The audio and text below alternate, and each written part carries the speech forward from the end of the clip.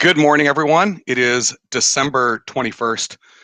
Welcome to the Nadex morning analysis, where we take a quick look at what's gone on over the evening hours and take a look at some hotspots in the market today. And we've got a lot to talk about today. So let's get started. But before we actually get there, a quick intro. My name is Todd Rich. I am with Nadex. With me is my guest, Brian Caprice from Keep Trading Simple. Before Brian and I jump into it, please know that trading involves risk and may not be appropriate for everyone, that any trading decisions you make are solely your responsibility and at your own risk. And lastly, this is an educational session. Please do not construe anything Brian or I say as a buy or sell recommendation. We are doing this for your education purposes. So let me just tee it up quickly, and then I'm going to let Brian start to kind of fill in the gaps. But one, the news really is coronavirus driven today. The markets are reacting to a new, more aggressive strain of the coronavirus in the UK that is wreaking havoc on European markets, that is spreading globally as people aren't quite certain whether the effectiveness of a vaccine economic recovery is going to be what we expected, with a new strain, a mutating strain of the virus coming out. Not to mention the fact that there is still a no-deal Brexit, so the UK is really struggling. That's impacting European equity markets. We're going to look at the FTSE 100 and the Dax, each off around 3%.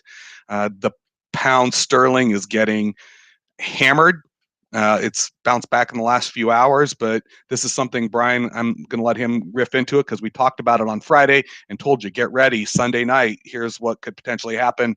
And then the last thing we're going to talk about, because the economy, the global economy is now in question, we're seeing an impact in oil. So, Brian, you want to start off, just give us a little high level of what is kind of going on with some details. Yeah, so I mean, obviously you mentioned the virus and how it is changing, and this is something we kind of talked about. We've mentioned it before about how we've seen new variations and new strains, and actually since the coronavirus first came out a year ago, it's had a few different mutations at this point, but none of them have been really that different. Right now, everything that you can see is showing that this one seems to be a bit more aggressive. It spreads a little bit easier, although they're not saying currently right now that it is more deadly or anything than the coronavirus. It does bring up something that we mentioned actually last week and the week before, talking about viruses naturally evolve as they move through populations, some more than others. It's one reason we need a fresh flu shot each year. So again, we're dealing with the virus. It's not like some of the other vaccinations that we've seen in the past where, if you get it, you're not getting it, right? This is something that needs to be updated. So this is something that I almost feel that people put a lot of faith into. Oh, vaccines were in the clear. That's it. It's over. And that's really not the case when we're dealing with this. So, it's pretty interesting. There's a lot. It's amazing the amount of information sharing that we're seeing out there. But the biggest thing that's affecting the market is obviously obviously there's multiple places right now that are closing down flights to the UK. France, Russia's done it. It looks like the Netherlands have done it as well. But it is important to note as well, too, that this is not just the UK. There's actually another mutation as well in South Africa as well. And they're saying what this means, they really don't know. Obviously, having mutations and variations of the coronavirus is not anything that you want to hear, which is not great. And again, I think that's coupled with kind of Brexit right now, although the Brexit impact is not as big as it actually could have been. So, notwithstanding everything that's going on with seeing the cases and the variants and things like that, the pound has actually not done as bad as it could have done, considering all things considered. So, all right, so let's just take a quick look, and I want to show these just so you can see what's going on. And you can see down in the lower left-hand corner the FTSE 100, which is the UK market. It's down 200 points, down 3%. And that's a pretty big drop. You can see we gap lower on the open. Binary options in here, where if you thought there were going to be a rebound, it is rather interesting. Is I'm just going to quickly do this because I had looked at it earlier. But on the Fibonacci, and I misclicked there. I apologize. There we go. Let's do this again. And I'm just going to do this very quickly because I want to keep moving on. But that 50% retracement level, when it gapped lower It gapped right to that 50% retracement level. And then as it got through it, it acted as resistance for a bit, and then it just completely fell apart. There is some opportunity in here if we think things are going to be moving around. These binary options, great way to potentially play this. I would like to also quickly bring up, just because it's impacting the rest of Europe as well, is the Dax, the German index, and we're seeing a very similar move there, nearly identical, with the gap lower on the open. It tried. It held. I mean, this is almost the exact same chart. It is all, and then it fell apart. And you see a few hours ago, and we're going to see this on the currency, the forex charts as well. Buyers did step in, and we've seen some support. We're probably waiting to see what's going to happen when the U.S. equities open in 25 minutes. But the FTSE and the DAX charts are almost identical. Brian, you were mentioning the pound. Which one would you like me to bring up first? The pound yen or the pound dollar? What do you think? Pound yen's probably an easy one. That's one that we talked about a lot last week. And again, we mentioned from kind of where it was on Thursday to where it could potentially move, and actually there's multiple different trade setups we talked about last week, and all of them literally came to fruition overnight. Not the euro yen, the pound yen. Oh, I apologize. It's fine. Helps. I got to scroll down a little bit lower.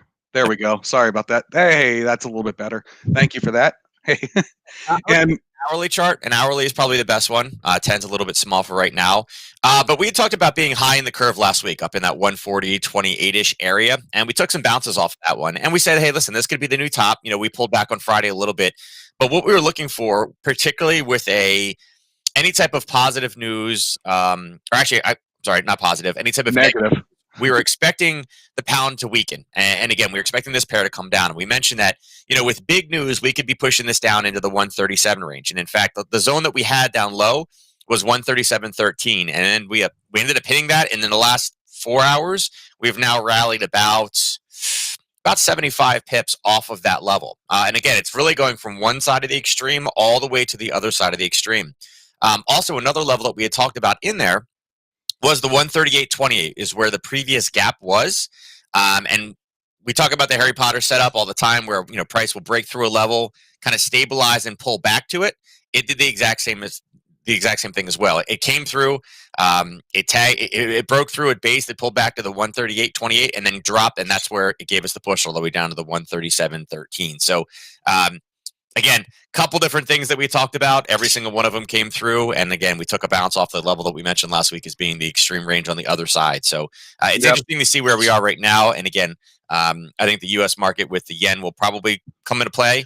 But again, word of warning right now is there's a lot of unknowns about what's happening with the new mutation of the virus.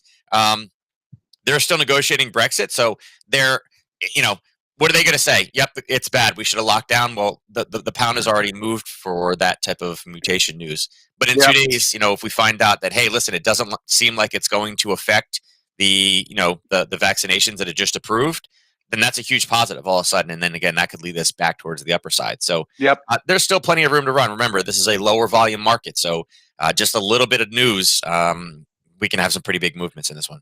So we see that gap lower. I mean, that's just a big gap. Yeah, you can see the pullback in yours as well. If you stretch it out just a little bit, you can see that it came down at base and then it pulled back. That's the exact position that we talked about when it came back up and hit that gray line.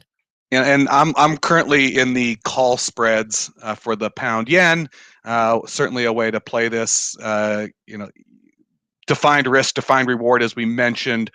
On Friday, we would see these gap moves and knockouts, and call spreads were something you might want to consider because of their defined risk, defined reward, looking for these large moves. The pound yen, I want to just kind of show, because we're on it, that the pound dollar chart is, again, it's nearly identical. I mean, it's the same thing has kind of happened with this gap lower, and we are, we did find a few hours ago, buyers stepped in and gave the pound some support. Again, I guess we'll wait and see what happens when the U.S. markets open. Is there anything you want to talk about with the euro pound? I mean, we're going to see the exact opposite of that. Yeah, I mean, Euro pound obviously went up because it's weakness. This one again gave us a gap in that direction, and again, it just happened to bounce off the same exact level we talked about last week, the 91.94.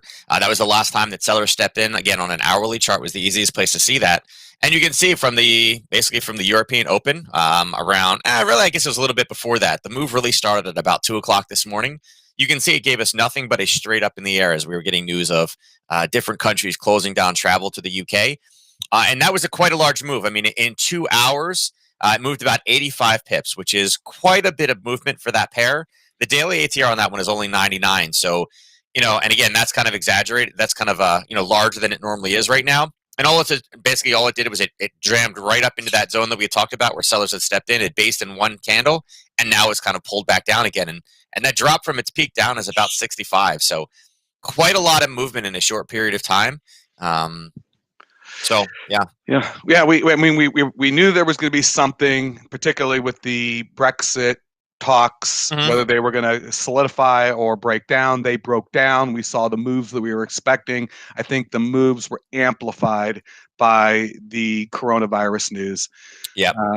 And really, which actually brings us to our last thing we want to talk about is how is this impacting the U.S. economy?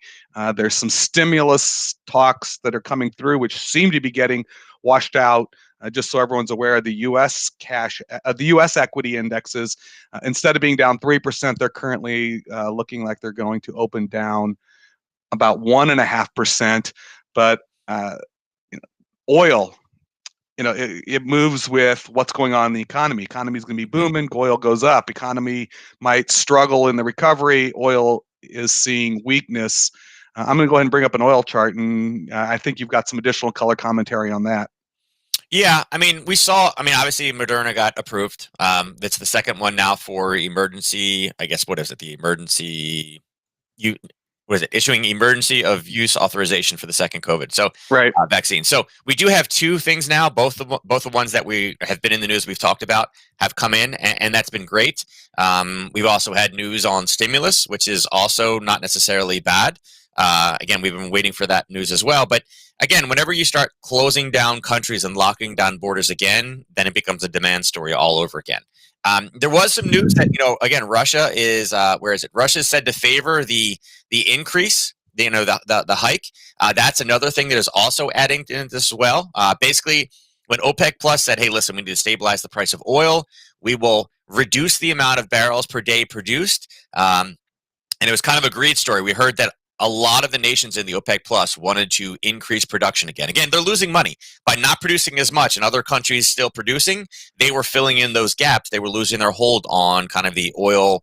I don't know. I forget. Basically, the sphere of influence, right? Right. Well, now they're like, listen, we're losing too much money because everybody else is producing. We need to start increasing that.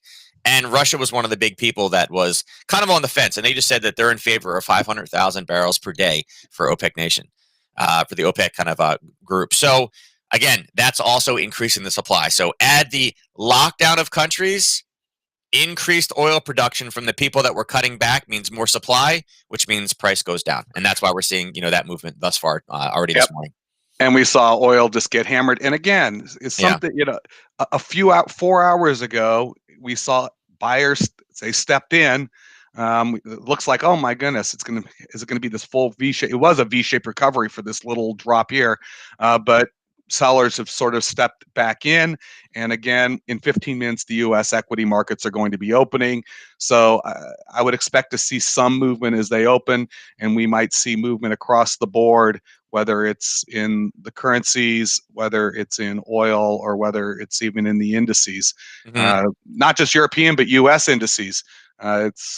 And you can see it in your chart as well. I had that one on a 30-minute. It's probably the easiest one to see it on. But that's a level we talked about last week that it kind of came back up and based off of, that 47.72 to 47.86. It's a level that had been a top, and then it became a bottom. When it came down in the overnight and started basing sideways, it's where you see that those really big, those sellers really come into the market quick around 3:30 in the morning. And then when it pulled back around 7 o'clock, it came back up to that same level that sellers had stepped in to push it down. So, I wouldn't be surprised today if we don't see this back down into the really the 46.50 to 46.25ish range. I think it could get down there today. If we have any more type of negativity about closing things down, or virus is bad, or any other countries start closing, start making comments about closing UK travelers down, I think that it's well within reach. So, and again, a way to play that, there's with the knockouts, you could potentially take a short in one of the knockouts, knowing that your risk is limited, or you go over to the binaries, another way to play that. Or even the call spreads for that matter. You just got to kind of take a look at where your risk reward comfort zone is, and you can go from there. All right. So I know we've got now 14 minutes before the U.S. equity markets open. Is there something else? Did we hit the topics that we wanted to cover this morning? I mean, this is I would Monday say, of Christmas week, if and you we're want getting to a look add, at gold. we can add some more into this. Gold had a kind of collapse in the overnight as well. That had a pretty big push to the downside. Aussie dollar also had major movement. Aussie yen came down and again did the same thing, went extreme to extreme. Last week we closed at the 78.74. Well, it pushed down 3 hours ago into the 77.50 where we had mentioned last week as well, and is now rallying off that level. So a lot of things have gone from extreme one to extreme other, just because, again, low volume, easier to move the market, and again, some blockbuster data out there. So there's a lot of stuff moving this morning thus far. Silver also hammered. Yeah, So, silver straight down. So, yep. And I saw gold was getting hit. So Yep. listen, it's Christmas week. We thought it was going to be a quiet week in the markets. There is clearly a lot going on. There is opportunity. Volatility is popping.